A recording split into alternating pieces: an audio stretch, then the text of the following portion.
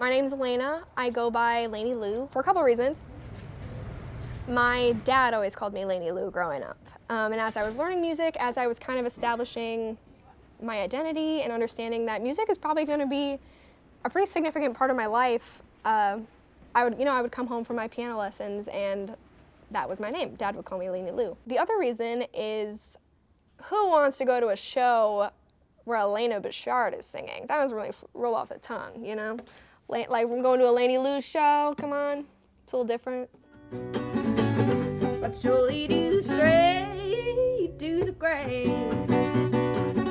I'm a Wisconsin girl. I'm from central Wisconsin, Nekoosa. It's a town of like 2,100 people. I first got into music the same way we all do. I mean, dancing around the kitchen, singing songs at school. Music is just that's just part of life for so many people. So I didn't really think it was anything special. It's just a normal part of life until I got to my first piano lesson. I was 5 years old and I loved piano and was super involved in music in school, and I went to Peck School of the Arts at UW-Milwaukee. I got a bachelor's in music, just general music.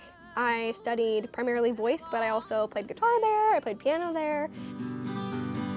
Honey, you're my pull-tab princess, the nicest thing I've seen. Pull-tab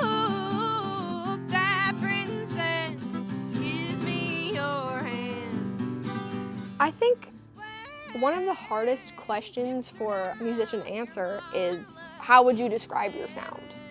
Because I feel like while we all have our own buckets we drop into, I feel like I'm more in the folk Americana storytelling category. You never want to limit yourself by saying, oh, I'm this one thing or I'm this other thing, because music is so broad and there's so much overlap, and for me, my personal style, my sound has always been changing. As I change as a person, it definitely changes with me.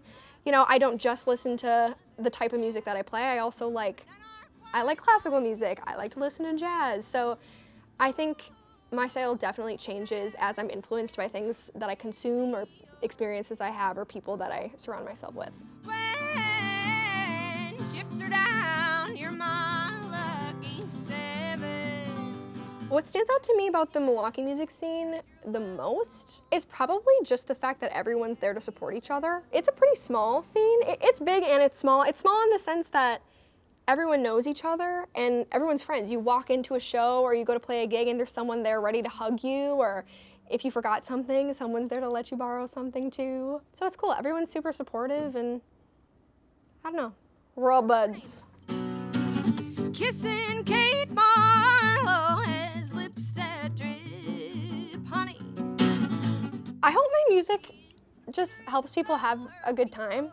I guess my goal isn't necessarily to make anyone feel a certain way or be inspired or make any earth-shattering revelations, but sometimes people just have a hard day at work and they just want to go listen to some live music and have a drink and hear a cool story and, I don't know, maybe feel like they're not alone when they hear some music or when they're with that Milwaukee music scene.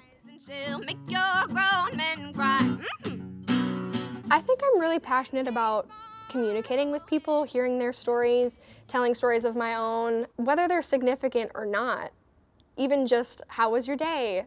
Guess who I ran into at the grocery store? I think things like that hold a lot more meaning than we might think. So sometimes I think it's important to just share stories about normal life so that other people that hear them don't feel so alone. But surely do